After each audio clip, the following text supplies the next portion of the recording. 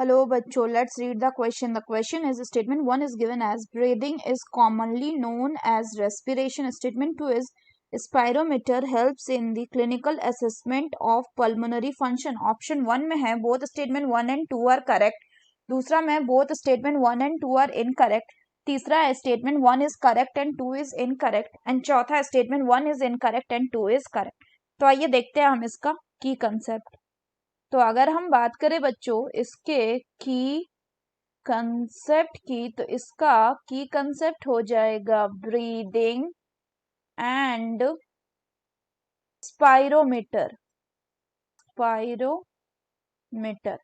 तो सबसे पहले अगर हम बात करें बच्चों ब्रीदिंग की, तो ब्रीदिंग क्या होता है? ब्रीदिंग मतलब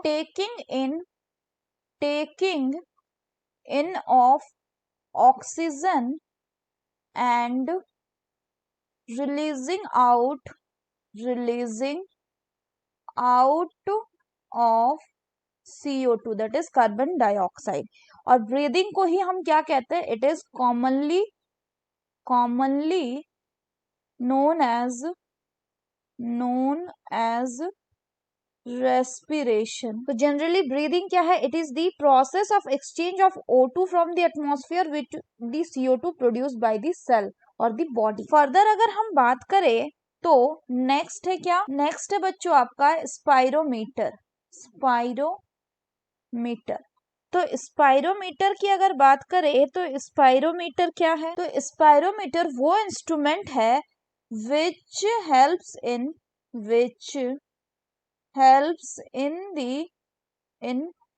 clinical assessment किस चीज के? of pulmonary function.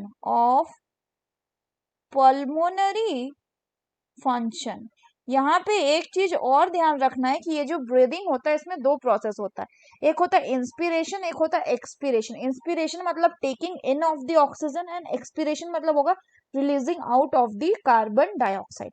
तो अगर स्टेटमेंट 1 की बात करें तो पहला बोल रहा है कि breathing is commonly known as respiration, बिल्कुल करेक्ट है. दूसरा बोल रहा है स्पाइरोमीटर जो है ये हेल्प करता है क्लिनिकल असेसमेंट में पल्मोनरी फंक्शन के, तो ये भी देखा हमने बिल्कुल करेक्ट है.